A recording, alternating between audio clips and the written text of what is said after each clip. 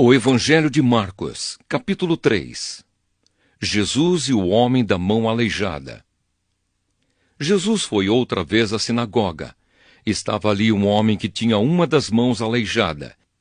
Estavam também na sinagoga algumas pessoas que queriam acusar Jesus de desobedecer à lei. Por isso ficaram espiando Jesus com atenção para ver se ele ia curar o homem no sábado. Ele disse para o homem: "Venha cá." E perguntou aos outros: "O que é que a nossa lei diz sobre o sábado? O que é permitido fazer nesse dia, o bem ou o mal? Salvar alguém da morte ou deixar morrer?" Ninguém respondeu nada. Então Jesus olhou zangado e triste para eles, porque não queriam entender, e disse para o homem: "Estenda a mão." O homem estendeu a mão e ela sarou. Logo depois, os fariseus saíram dali e, junto com as pessoas do partido de Herodes, começaram a fazer planos para matar Jesus. Jesus cura outros doentes. Jesus e os discípulos foram até o lago da Galileia. Junto com ele ia muita gente da Galileia, da Judéia, de Jerusalém, da Idumeia, do lado leste do Rio Jordão e da região de Tiro e de Sidom. Todos iam ao encontro de Jesus, porque ouviam falar a respeito das coisas que ele fazia. Jesus pediu aos discípulos que arranjassem um barco para ele, a fim de não ser esmagado pela multidão, pois ele estava curando tanta gente que todos os doentes se juntavam em volta dele para tocá-lo. E as pessoas que tinham espíritos maus, ao verem Jesus, caíam aos pés dele e gritavam: "O Senhor é o Filho de Deus!" Mas Jesus proibiu duramente os espíritos de dizerem quem ele era. Jesus escolhe os 12 apóstolos. Jesus subiu um monte, chamou os que ele quis, e eles foram para perto dele. Então escolheu 12 homens para ficarem com ele e serem enviados para anunciar o Evangelho. A esses 12 ele chamou de apóstolos. Eles receberam autoridade para expulsar demônios. Os 12 foram estes: Simão, a quem Jesus deu o nome de Pedro; Tiago e João, filhos de Zebedeu. A estes ele deu o nome de Boanerges, que quer dizer filhos do trovão; André, Filipe, Bartolomeu, Mateus, Tomé, Tiago, filho de Alfeu, Tadeu, Simão o nacionalista e Judas Iscariotes, que traiu Jesus. O poder de Jesus para expulsar demônios. Quando Jesus foi para casa, uma grande multidão se ajuntou de novo, e era tanta gente que ele e os discípulos não tinham tempo nem para comer. Os parentes de Jesus souberam disso e foram buscá-lo, porque algumas pessoas estavam dizendo que ele estava louco. Alguns mestres da lei que tinham vindo de Jerusalém diziam: "Ele está dominado por Beelzebu, o chefe dos demônios. É Beelzebu que dá poder a este homem para expulsar demônios."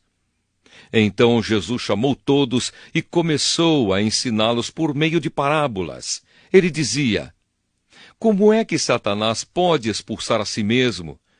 O país que se divide em grupos que lutam entre si certamente será destruído.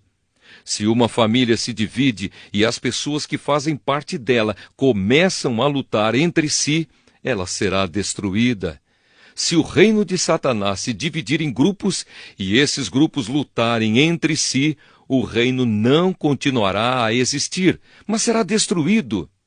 Ninguém pode entrar na casa de um homem forte e roubar os seus bens sem primeiro amarrá-lo. Somente assim essa pessoa poderá levar o que ele tem em casa. Eu afirmo a vocês que isto é verdade.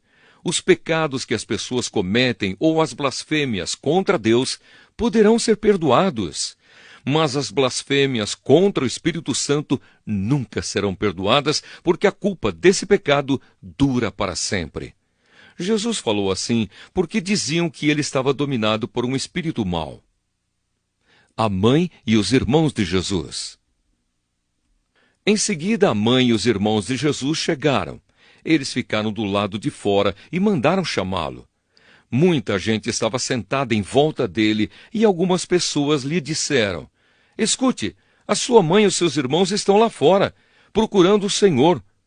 Jesus perguntou: quem é a minha mãe?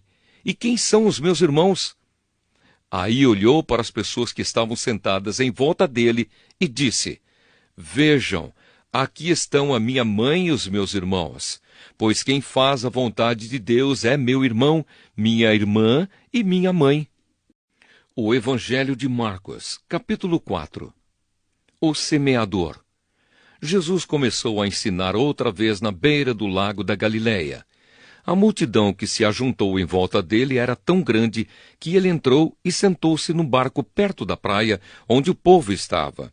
Jesus usava parábolas para ensinar muitas coisas. Ele dizia: escutem, certo homem saiu para semear, e quando estava espalhando as sementes, algumas caíram na beira do caminho, e os passarinhos comeram tudo. Outra parte das sementes caiu num lugar onde havia muitas pedras e pouca terra. As sementes brotaram logo porque a terra não era funda. Mas quando o sol apareceu, queimou as plantas, e elas secaram porque não tinham raízes.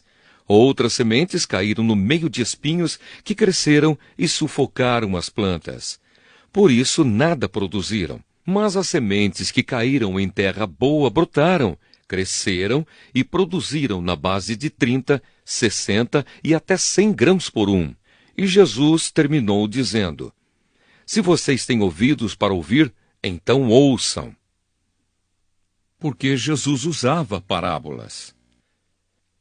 Quando a multidão foi embora, as pessoas que ficaram ali começaram, junto com os 12 discípulos, a fazer perguntas a Jesus sobre parábolas.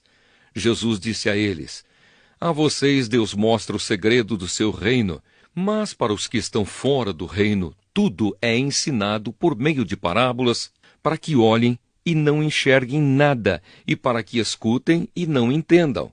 Senão, eles voltariam para Deus e ele os perdoaria.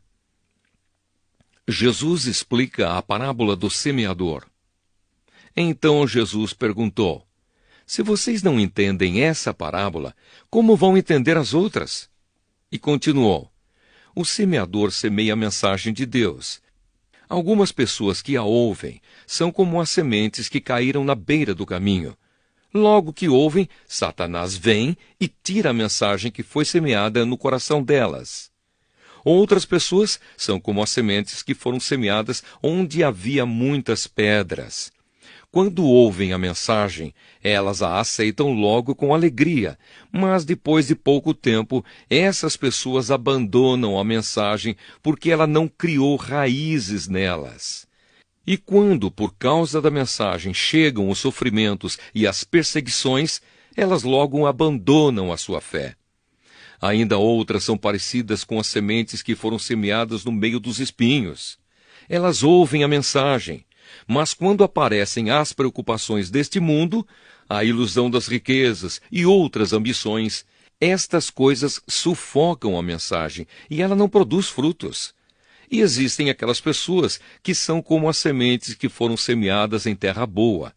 Elas ouvem e aceitam a mensagem e produzem uma grande colheita, umas 30, outras 60 e ainda outras 100 vezes mais do que foi semeado. A luz. Jesus continuou: por acaso alguém acende uma lamparina para colocá-la debaixo de um cesto ou de uma cama? Claro que não. Para iluminar bem, ela deve ser colocada no lugar próprio, pois tudo que está escondido será descoberto, e tudo que está em segredo será conhecido. Se vocês têm ouvidos para ouvir, então ouçam. Disse também: cuidado com o que vocês ouvem. Deus usará para julgar vocês a mesma regra que vocês usarem para julgar os outros. E com mais dureza ainda. Quem tem receberá mais, mas quem não tem, até o pouco que tem será tirado dele. A semente. Jesus disse: o reino de Deus é como um homem que joga semente na terra.